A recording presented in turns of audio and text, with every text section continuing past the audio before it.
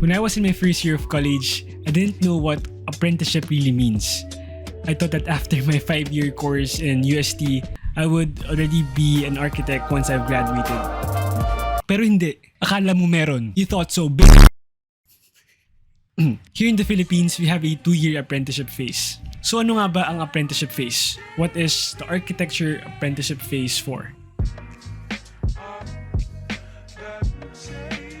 Basically, if you try to understand architectural apprenticeship means a person who is learning a trade or art by experience under a skilled worker.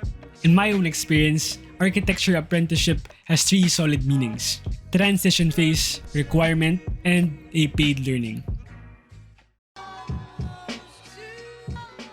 Transition phase is, of course, this is where we transition from the college work then to the real architecture work, or yung pinaka field na natin wherein we try to work with the real people, the real deal, right?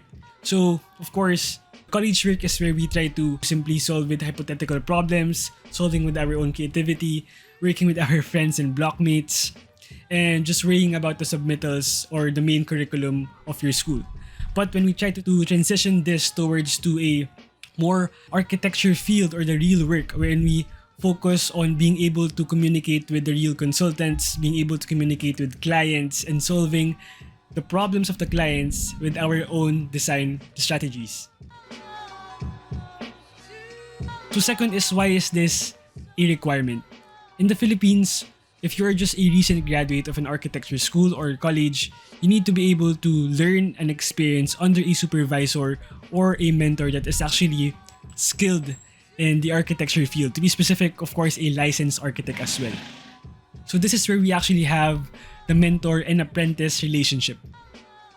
So why is this a requirement? As you can see here in the Philippines, we have this exam called the ALE, or the Architecture License Examination.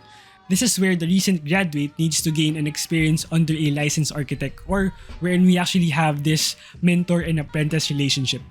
Of course, you are going to actually have these responsibilities as an apprenticeship, which we actually called a general responsibility. So these are, for example, preparing architecture drawings and documents, designing and building models, may it be SketchUp or let's say Revit or different platforms or different softwares that we use in the field nowadays.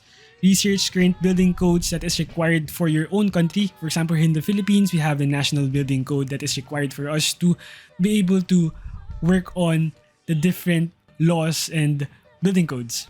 Specifications for building materials, installation criteria, and quality of finishes and other related stuff. As you can see, there are different types of firms.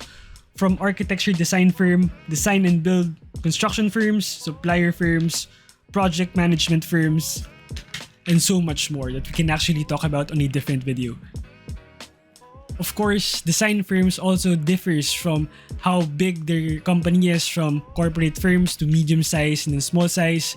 Examples of corporate firms are, for example, big or Zaha Hadid firms. Those types of firms that actually have a big amount of employees or manpower. Last but not the least is, this is a paid learning phase. Of course, we try to exchange value from what you give and then what you get. So you exchange value from being able to have the experience and training that you need. Second is the requirement that we have just talked about earlier for you to be able to take the examination. Third is the supervision. And then fourth, of course, you will actually be paid. But this is something that I would like to actually raise for those people who haven't worked yet as an architecture apprentice is, don't expect too much in terms of getting paid as an apprentice, because of course you actually have, or you actually need to get these experiences for you to actually be an architect in the future. So those are the stuff that you just mainly need, but the payment that you will get as an employee is just something that we can just think of as a secondary thing. Don't expect too much, especially here in the Philippines.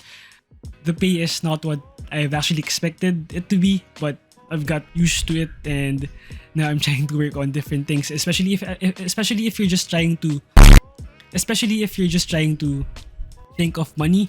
Apprenticeship isn't about that. Apprenticeship is about learning and getting the skills and experiences that you need for you to be a future architect.